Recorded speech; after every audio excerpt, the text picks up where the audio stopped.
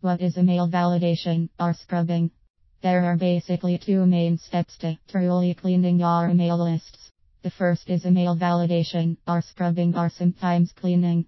There are many names for it, but essentially what you do here is remove as much known crap as possible.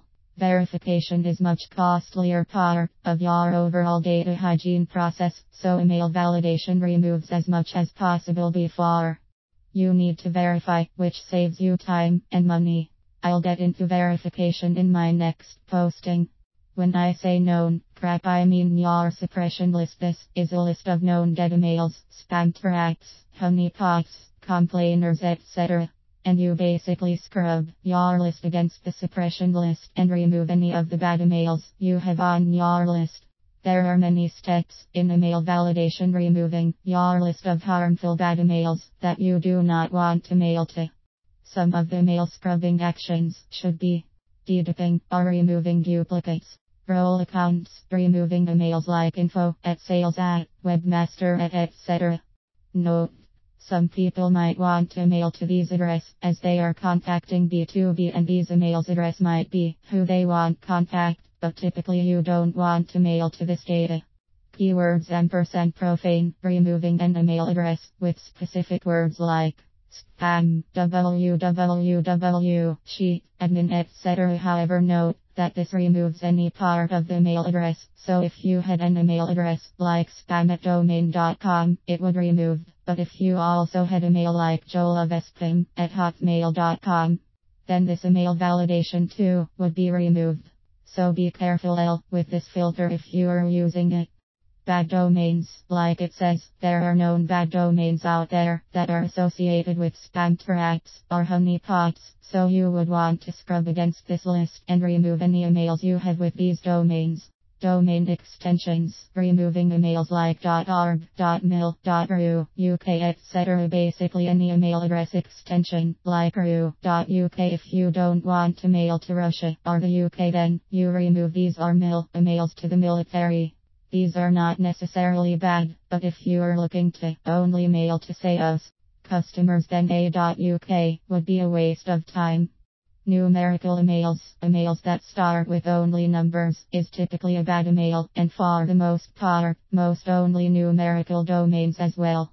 Example, less than ahref equal mailto1234@domain.com, greater than 1234@domain.com, less than /a, greater than, or 1234@1234.com, or joe@232.com. Typically you would not want to mail to these.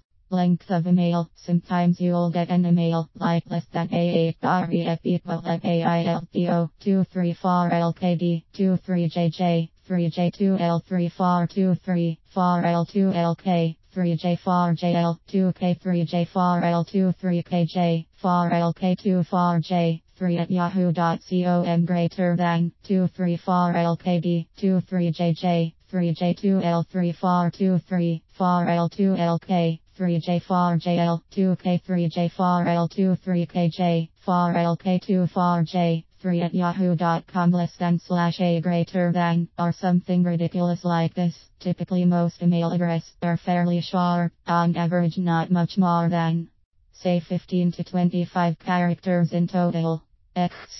I really like etchies@yahoo.com. This email is 28 characters in total and very long, or longer than on average, so when I scrub a list I typically choose up to say 40 characters long max. Anything longer is deleted. Now understand the whole idea of email scrubbing your list is to remove as many bad, known emails as possible, but it's very possible you'll end up removing some good ones. But if you really want to be safe, then losing 1% of your good emails is worth not hitting a spam trap or losing your server. On that same note, it's a known fact that AOL, for example, puts out upwards of 500,000 honeypots a day from abandoned email accounts, so it's impossible for anyone to remove 100% spam traps or honeypots, as there are way too many daily being added, and impossible for us know that. The large ISPs do not Advertise, not pass around this information obviously, and if someone claims they can remove 100% of all spam traps and honeypots, don't trust them any further, then you can throw them. Last thing, typically if you're scraping lists or buying lists and have no idea where they are coming from, then you'll probably see all of these examples. If you have your own opt-in list or they are generally business lists, then you won't see half of these things in your list, but it's better to be safe than sorry, and email validation is the way to go.